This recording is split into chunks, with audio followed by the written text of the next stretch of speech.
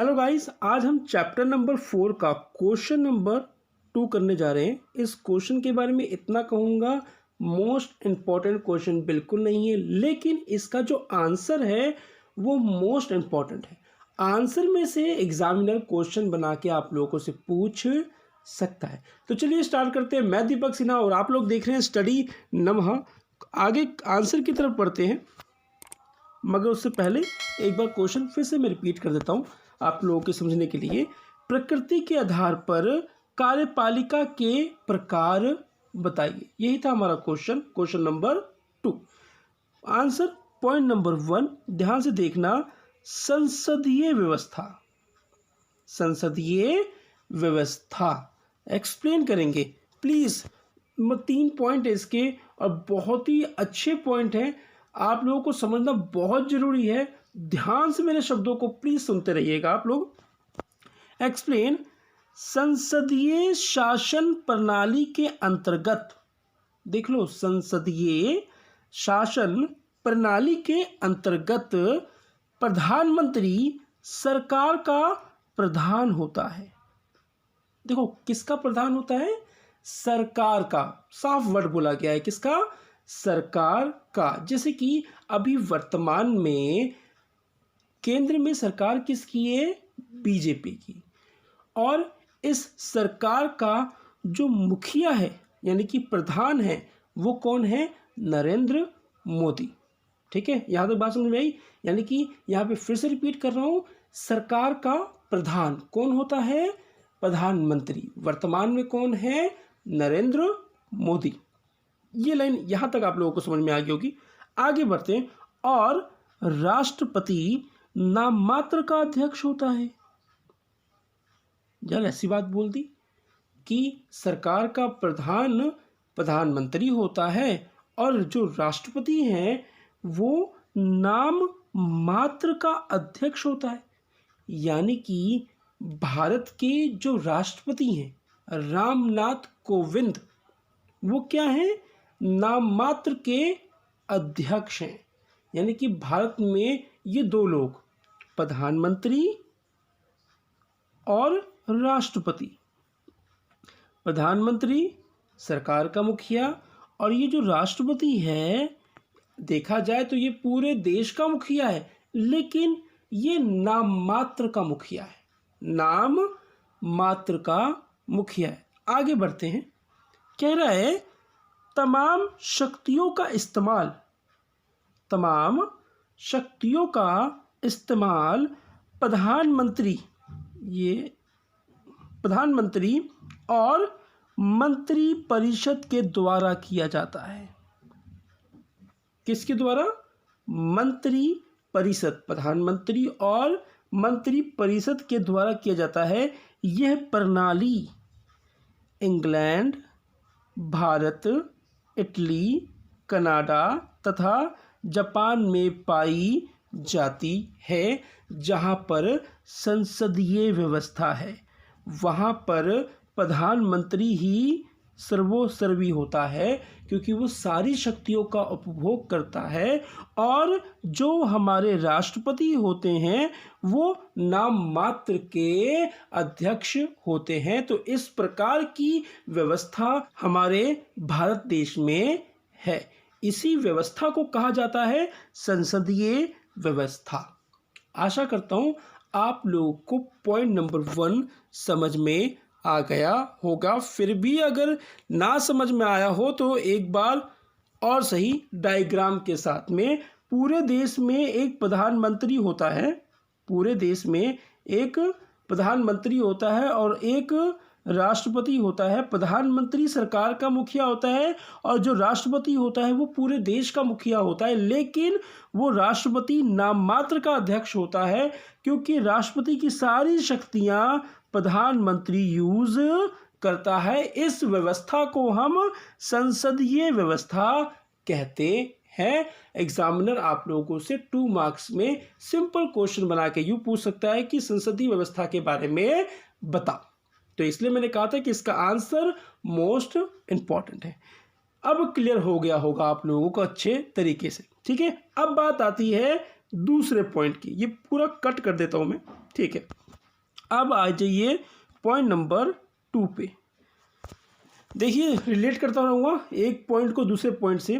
कह रहा है अध्यक्षीय व्यवस्था।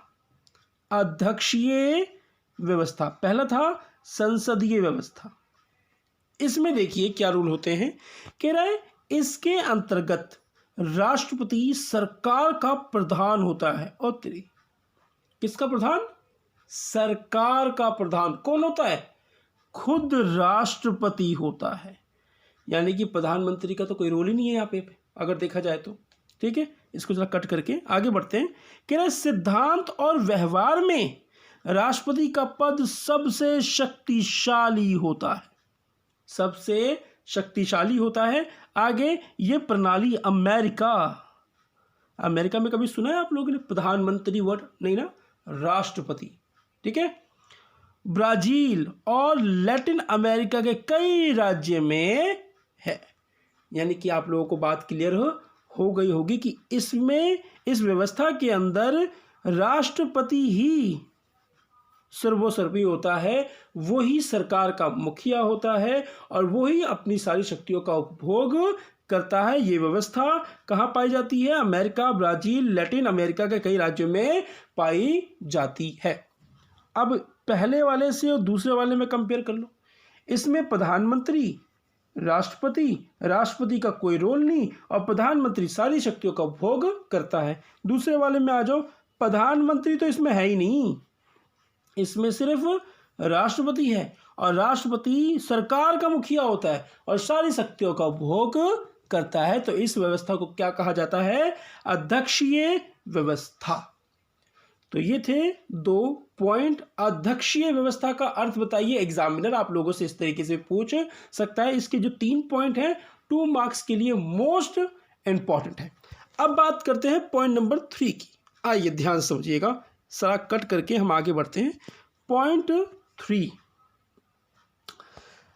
अर्ध अध्यक्षीय व्यवस्था। देख लो, अर्ध अध्यक्षीय व्यवस्था। हालांकि ये 3-4 लाइनों में इसका आंसर दिया गया है, मगर इसकी बात की गहराई को प्लीज समझना आप लोग।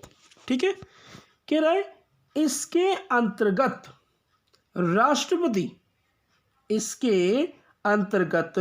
राष्ट्रपति और प्रधानमंत्री दोनों ही शक्तिशाली होते हैं। दोनों ही शक्तिशाली होते हैं। फॉर एग्जाम्पल प्रधानमंत्री और राष्ट्रपति, ये दोनों ही पावरफुल होते हैं। अब आगे की कड़ी को सुनो। दोनों एक ही दल के भी हो सकते हैं या अलग दल के भी। यानी कि फॉर एग्जाम्पल एक पार्टी है, इसी पार्टी का प्रधानमंत्री भी है और इसी पार्टी का राष्ट्रपति है। मगर ऐसा भी हो सकता है एक पार्टी का प्रधानमंत्री है और एक पार्टी का राष्ट्रपति है। ऐसा भी हो सकता है। आगे बढ़ो। या अलग दल के भी हो सकते हैं। ये प्रणाली श्रीलंका में है। कहाँ पर है?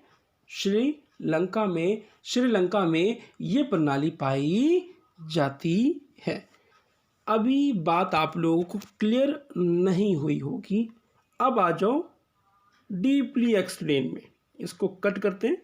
ठीक है, हम पढ़ रहे थे अर्ध अध्यक्षीय व्यवस्था। इसमें प्रधानमंत्री स्ट्रांग होता है, इसमें प्रधानमंत्री भी स्ट्रांग रहता है और राष्ट्रपति भी स्ट्रांग रहता है। अब मैं अपने भारत की जो पार्टीज हैं उससे आप लोगों को एग्जाम्पल देता हूँ। फॉर एग्जाम्पल बीजेपी जो है सरकार, बीजेपी और कांग्रेस ले लो, एक आम आदमी पार्टी भी ले लो, ऐसे ले लेता हूँ। अगर देखा जाए तो कांग्रेस और बीजेपी ही मेन है। क्या हुआ कि राष्ट्रपति के पद के लिए इन तीनों ने अपने उम्मीदवार खड़े किए और प्रधानमंत्री अगर देखा जाए तो किस पार्टी का है? बीजेपी के पार्टी का है। और है भी अगर देखा जाए तो कि बीजेपी के पार्टी का प्रधानमंत्री कौन है? नरेंद्र मोदी। अब राष्ट्रपति पद के लिए तीनों पार्टियों ने अपने उम्मीदवार खड़े किए। अब ये क्या हो सकता है कि ये राष्ट्रपति जो है आम आदमी पार्टी का भी हो सकता है, कांग्रेस का भी हो सकता है, या बीजेपी का भी हो सकता है। हुआ क्या कि इसका भी कैंडिडेट नहीं जीता, यानी कांग्रेस का, और आम आदमी पार्टी का भी कांग्रेस क्या कहते हैं कैंडिडेट नहीं जीता। किसका जीत गया? बीजेपी का ही कैंडिडेट राष्ट्रपति बन गया। इससे क्या होता है अगर देखा जाए तो, जब एक ही दल का प्रधानमंत्री होता है और राष्ट्रपति होता है तो वहाँ पर कोई भी कार्य बड़ी आसानी से हो जाते हैं, बहुत ही आसानी से हो जाते हैं। इसको सबको कट करने दो, एक मिनट, सबको कट करने दो। हाँ, यानी कि अगर एक ही दल के होते हैं तो ये कोई भी काम आसानी से हो जाता है, लेकिन अगर एक दल का प्रधानमंत्री हो और दूसरे दल का राष्ट्रपति हो तो किसी भी कार्य को करने में मतभेद रहते हैं। क्या रहते हैं? मतभेद रहते हैं। बहुत ही मुश्किलों से जाके इन दोनों के विचार मैच हो पाते हैं, और अगर ये एक ही दल के होंगे तो कोई भी कार्य बहुत ही जल्दी से हो जाएगा। तो इस प्रणाली को कहा जाता है अर्ध अध्यक्षीय व्यवस्था। तो ये था आपका पॉइंट नंबर 3। इन तीनों पॉइंटों को प्लीज़ अच्छे से याद कर लेना, एग्जामिनर आप लोगों से 2 मार्क्स के अंदर इसको पूछ सकता है। अगर बच्चों मेरे नोट्स की लैंग्वेज आप लोगों को अच्छी लग रही है और मैं जो समझा रहा हूँ वो आप लोगों को अच्छा लग रहा है तो प्लीज़ अपने यार दोस्तों में इस वीडियो को शेयर जरूर करो। तो मिलते हैं नेक्स्ट वीडियो में। अपना और अपने परिवार का ध्यान रखें। जय हिंद, जय भारत।